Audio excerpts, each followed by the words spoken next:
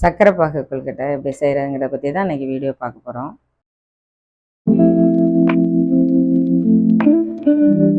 நார்மலாக கொழுக்கட்டையெல்லாம் வந்துட்டு எப்படின்னா நம்ம சுடு தண்ணி காய வச்சு தான் செய்வோம். இது அப்படி இல்லை, நான் வந்து சர்க்கரை பாகு வந்து காய்ச்சி ஊற்றி அதுலேருந்து நம்ம எப்படி கொழுக்கட்டை செய்கிறது அப்படிங்கிறது தான் பார்க்க போகிறோம். இது கூட இப்போ சர்க்கரை சேர்த்துப்போம். ரொம்ப வந்து ஏன்னா அதிரசத்துக்கு மாதிரியெல்லாம் வந்து டைட்டாக இருக்கக்கூடாது. சர்க்கரை சும்மா சர்க்கரை கரைஞ்சா மட்டும் போதும்.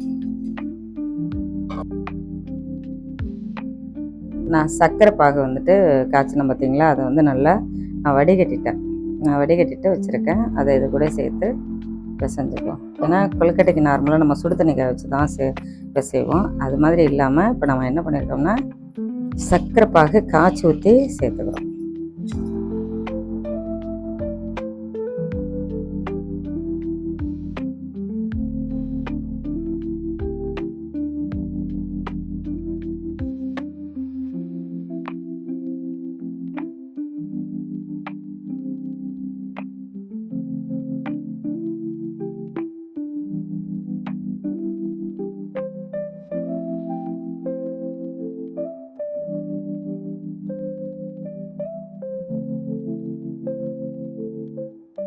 இது கொஞ்சம் வேகிறதுக்கு லேட் ஆகும், அதனால் இதை கொஞ்சம் ஃபஸ்ட்லேயே போட்டு வதக்கிக்குவோம். அதுக்கப்புறம் தேங்காய் பூ வந்துட்டு திருவி வச்சுருக்கேன், அதையும் அதை கூட சேர்த்துப்போம். இப்போ இது கூட வந்து தேங்காய் பூ வச்சுருக்கேன் பாருங்க, நைஸாக செய்யணுது, அதையும் இது கூட சேர்த்துப்போம்.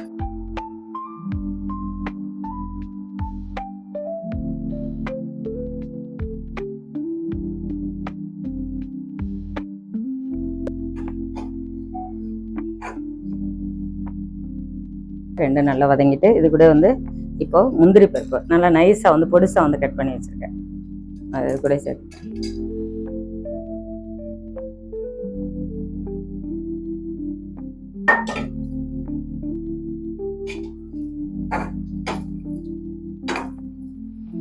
திராட்சை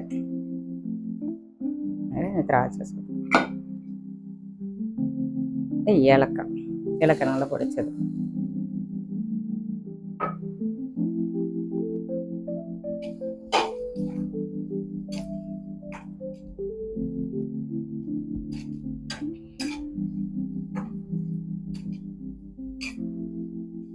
இந்த மாவு பிசைகிறதுக்கு வந்து பாகு காய்ச்சணும் பார்த்தீங்களா, அந்த பாகு தான் வடிகட்டி வச்சது, அதை இது கூட சேர்த்துடும்.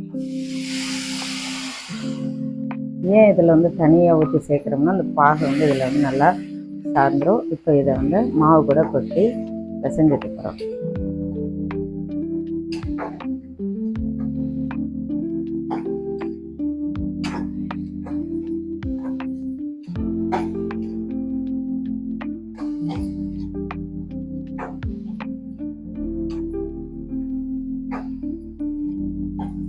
இப்போ நம்ம கொழுக்கட்டை மாவு வச்சுருக்கோம் பார்த்தீங்களா, அது கூட இதை வந்து எடுத்து போட்டுடும்.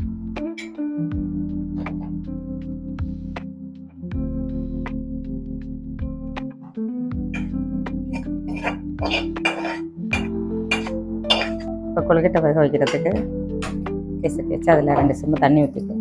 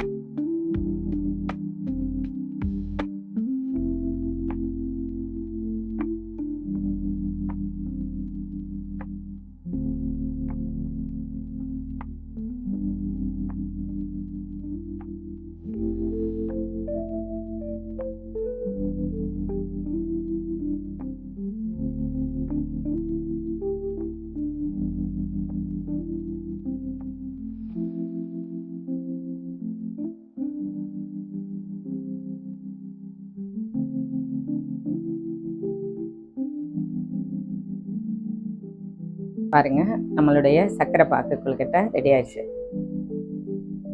ரெடி ஆயிடுச்சு. நான் எடுத்து காமிக்கிறேன் பாருங்க. இது எப்படின்னா, நான் உப்பு சேர்க்கலன்னு நீங்கள் நினைக்கல. நம்ம அரிசி ஊற வச்சு தான் நான் வந்து அந்த கொழுக்கட்டைக்கு வந்துட்டு நம்மளே அரிசி ஊற வச்சு தான் அரைக்கணும். இப்போ ஒரு 1 ஹவர் ஊற வச்சுட்டு இல்லைன்னா போதும். 1 ஹவர் ஊற வச்சுட்டு அதை லேசாக நல்லா தண்ணியை வடிச்சிட்டு அது கூட அரைக்கிற போது கொஞ்சமாக சால்ட்டு போட்டுங்க. கொஞ்சமாக போடுங்க. ஏன்னா சர்க்கரை பாகு ஊற்றுறதுனால ரொம்ப அது வந்து இதாக இருக்கும். அதனால் கொஞ்சமாக உப்பு போட்டு அரைச்சிருங்க. அரைச்சிட்டு இது போல் ஈவினிங் ஸ்நாக்ஸாக செஞ்சு கொடுங்க. கண்டிப்பாக எல்லோரும் விரும்பி சாப்பிடுவாங்க. இதே போல் நீங்களே ட்ரை பண்ணி பாருங்கள்.